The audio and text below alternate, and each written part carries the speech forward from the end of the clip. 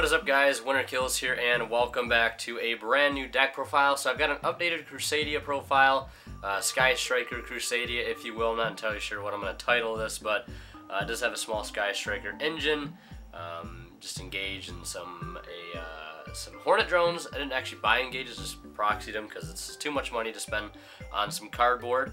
But overall, updated build. You guys have been asking for this since the last test hand video I did, which you guys seem to really like. I know I haven't uploaded in the past couple days. I've just been trying to figure out what I'm going to record, and I've got some videos coming down the line soon, so I'll be looking forward to that. Without further ado, let's go ahead and get started with this Crusadia build. I've had plenty of time to test this build on stream, and I'm pretty happy with it at this point. So 3 Crusadia Maximus, and I'll do some explaining too as to what this deck does for those that don't know.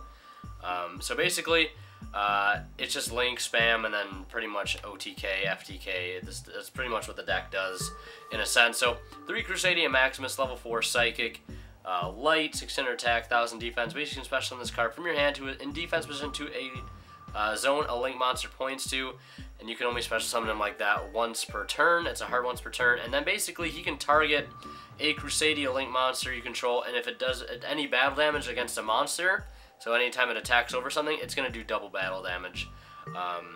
So this is the guy that's pretty much going to bring that OTK full circle most of the times, compared up with your link monster, your main boss monster that you play in the extra deck. Then we play 3 Crusadia Draco, level 4, same summoning condition. All the Crusadias have the same summoning condition. You can special summon them to a zone a link monster points to. This one, when summoned to a zone a link monster points to, you can add back a Crusadia card from your grave back to your hand, which is really helpful for recycling stuff and dodging hand traps, because you can chain link block with this guy a whole lot. So very good. And then we have 3 Crusadia Leonis. This one isn't the greatest, but you still play him because he's a name, and names are important in this deck.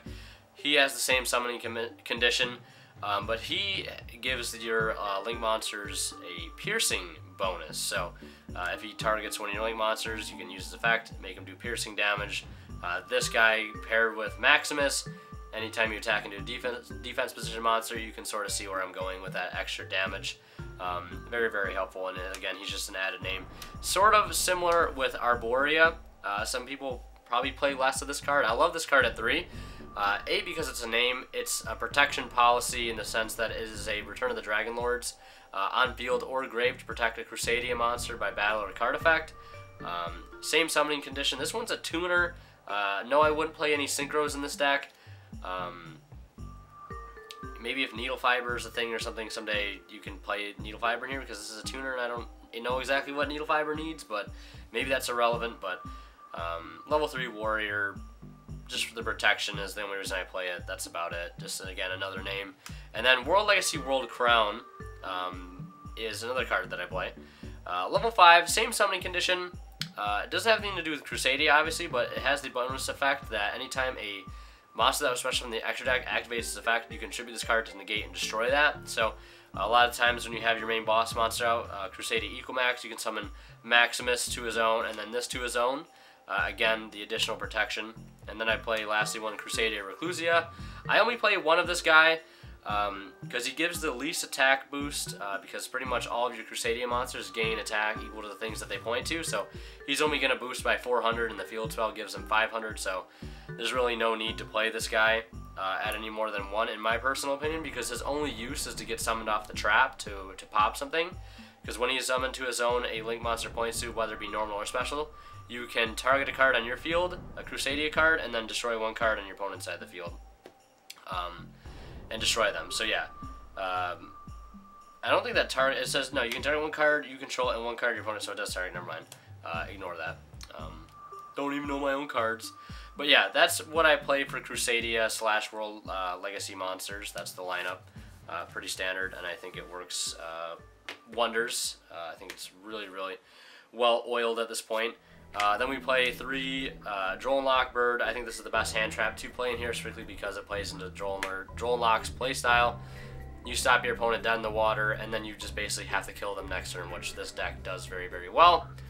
You don't really want to play Droll in the deck where you're not going to be able to capitalize on you stopping them completely for one turn, as opposed to, you know, a card like Ash, which made you just stop one play.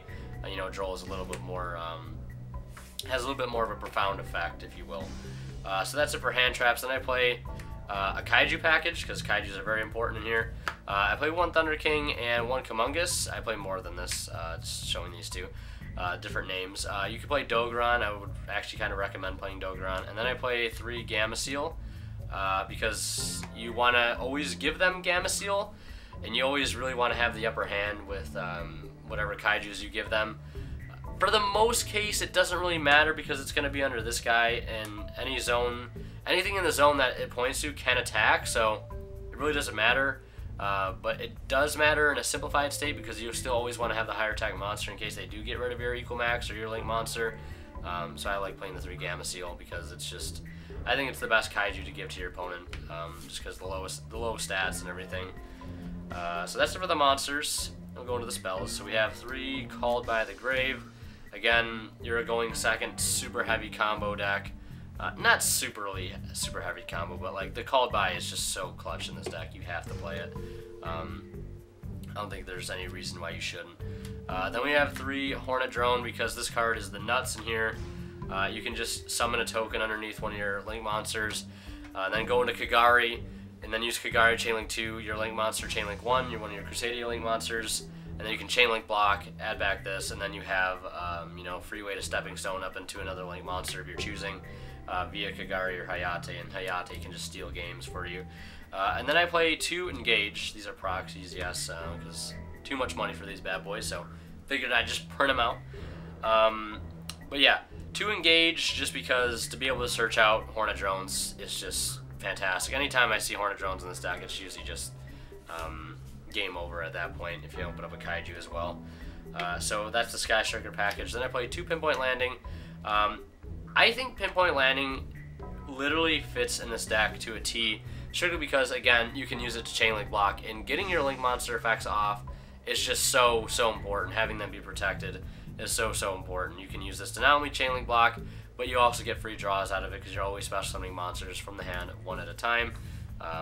So very helpful card, in my opinion, in this deck for consistency. 2 World Legacy Succession because you can use this to continue plays if your hand is not good, which is very important, and you're always going to be able to benefit from this card in the most cases. Then I play 2 Crusadia Power. This is basically just target a Crusadia monster control, and it's unaffected by card effects except its own for the rest of this turn. This card, again, helps you steal games, just because it's just make one of your monsters pretty much invincible, and you can search it out via Regulex, which is really huge. 1 Slumber, 1 Revival. I'm only playing this card at 1 because it's situational, and you can just search it out whenever you need it. 1 Monster Reborn. That's it for the spells. And then I play 1 Trap. It's Crusadia Vanguard. Still playing the 1 Trap because, again, you can search it. Really good for going first. Basically, when you activate it, you contribute a Crusadia or World Legacy monster. And if you did, special summon one Crusadia or World Legacy monster from your deck with a different original name. So you can tag out into the 2 best targets, which would be Reclusia or World Crown. For the pop, you just summon him, destroy this, destroy something on their field, and then you still have them on the field to use for the Equal Max Negate, which we'll get into later. Or you could summon this out as sort of an intimidating factor. If they're going to go into the extra deck, you have a way to stop any effect that they might try to activate. So there's the main deck, should be 40 cards exactly. Going to the extra deck now. A lot of 3-ofs in here. 3 Equal Max. The reason I play the full 3 of each. I know some builds probably play like 2 Equal Max because you can recycle them, but in most cases I don't really want to recycle my Link monsters. I want to recycle the main deck monsters to use to summon more, to continue to search and stuff. But I like having the option to playing 3 of each just because there's not really much else you need to play in here. I just love playing 3 of each. So 3 Equal Max, 3 Regulex, 3 Magus. I think playing these 9 is just, I think it's perfect. Haven't had any issues with it. Nightmare package, pretty standard. Nightmare, Cerberus, Phoenix, and Unicorn. And then for the Sky Striker stuff, 2 Kagari, 1 Hayate. Very important. Now some honorable mentions as we wrap up this profile. Some people like to play the Rescue Cat engine. I understand why. I just personally don't like it. I just don't think it's 100% needed. Like, I think it's just overkill. Maybe if you want to go for a cool Nat Beast play with that and like Elephant or Valeraphon or whatever the other thing's called. I just don't think it's needed. I think it's a little bit overkill. I've been playing this build without that engine in it, and it just feels like it flows better. I don't have to worry about wasting a normal summon on Rescue Cat to go for double Leonis, which honestly, like when you think about it, if you're not going for the Nat Beast play, you summon the 2 Leonis, right? And it's a cool play, I get it. I mean, I can see why people would want to play it. You summon your double Leonis. One of them is going to be under where your Link monster would be, or else you're just going to lock yourself out of playing. You Link like this, and then this extra one here sits here and does nothing. It's not like you can move it here and, you know, get the effect of search. It just kind of sits there and doesn't really do anything until later on when you have Equimax. But like I said, I would just rather normal summon this, go into this, summon Draco, 2-1, add back, and then summon this later and get an effect off of it. I mean, that's just me. But if you want to play, you know, the Rescue Cats, feel free to. You don't have to play Engage in here as well for those that don't want to buy Engage like me.